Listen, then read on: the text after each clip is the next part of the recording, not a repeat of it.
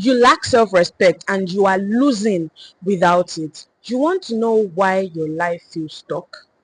It's not because the world is against you. It's not because you don't have money or connections or even talent. It's because you keep disrespecting yourself. Every time you say stuff like, oh, I'll wake up early, and you don't. Every time you let that man treat you like an option. Every time you settle for less when you know you deserve more, you are spitting in your own face.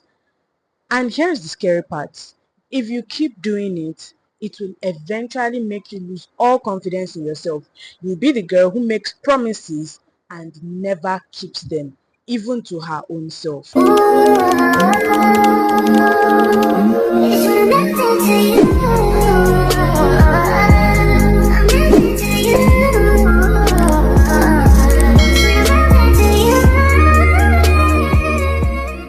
Chapter 1, and that is, what is self-respect? Google says that self-respect is pride and confidence in yourself and a feeling that one is behaving with honor and dignity. That's cute. But let's be real. Self-respect is way deeper than that. Self-respect is, you said you would do something and you do it. So you do what you say you would do. Self-respect is showing up for yourself and standing on it because you know that your life depends on it. Self-respect is resting when you need to rest. Self-respect is also working hard when there is work. Self-respect is setting boundaries and not crossing them and ensuring that they are not crossed by others too. Self-respect is consistency, it's discipline, and it's building healthy habits. Standing up for yourself when it would be your deepest desire to shrink, and it will be easier for you to shrink, but you still choose to stand for yourself, stand up for yourself. Self-respect is believing in yourself when no one else believes in you. Self-respect is basically proof that you actually love yourself. It's easy to say I love myself, but where's the proof? Self-respect is that proof. And if you don't have that self-respect, it's just all this Instagram social media talk. Let's go to chapter 2. Let's go. Why is disrespecting yourself very dangerous? Let's make it plain. You know how you respect your parents, your boss, even your friends, and people around you, even your partner. Now imagine what it means if you can give that respect to yourself. If you don't do that, if you don't respect yourself the way you respect others, that's insane. Every time you break your own word, you teach your brain that, oh, I'm unreliable. There's research out there that shows that consistency is the number one factor in building self-confidence. If you are not consistent, you can't build self-confidence. So when you keep flaking on yourself, you say you do something and then you don't do it. You say, when I wake up tomorrow, I'll do this thing, I'll be productive tomorrow, and then you don't do it. The voice inside you is laughing at you. It's self-disrespect, and it shows up everywhere. Like when you need to rest and you are not resting, your body is begging you, please, please, please rest, and you're not resting. You're treating yourself like a machine instead of a human being. That's self-disrespect. I know you didn't say that come because you think, oh, I'm working hard, that's me respecting my needs. When you don't rest when you need to rest, it's self-disrespect. When you settle for less when you deserve more, maybe you settle for a half-baked relationship, a toxic job, a situationship, a mediocre life, even though you know you can get more, even though you know you deserve more.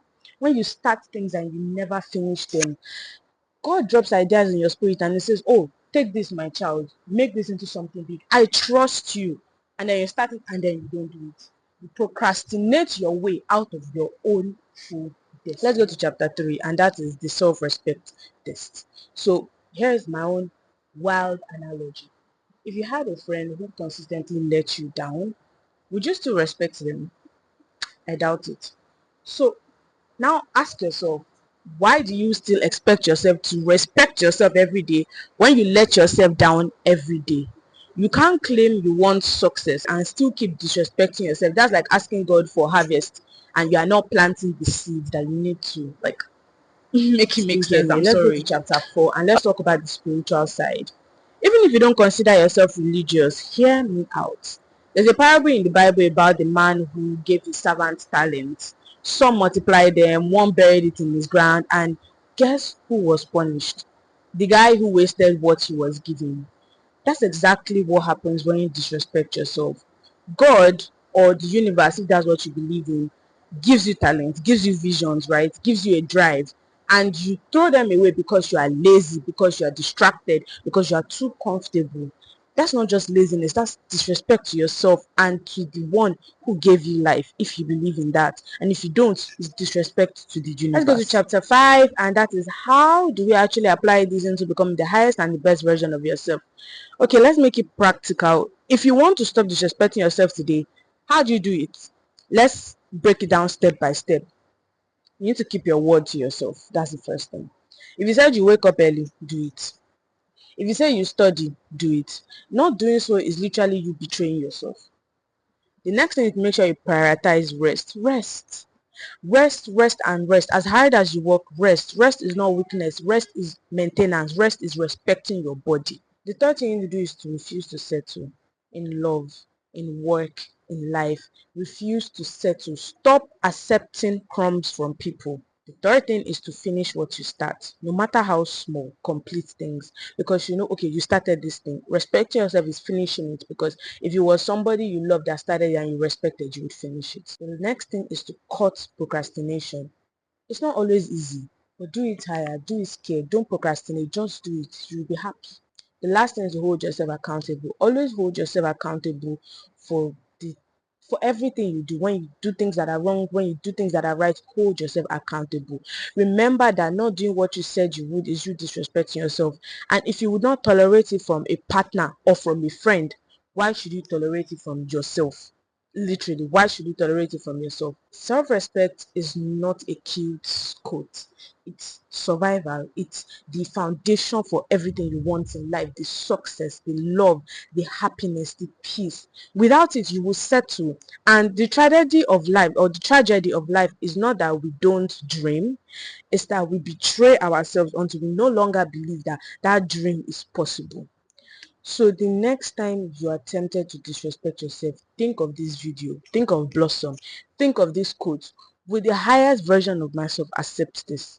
If not, act differently. Act differently, because you deserve better and because your future depends on it.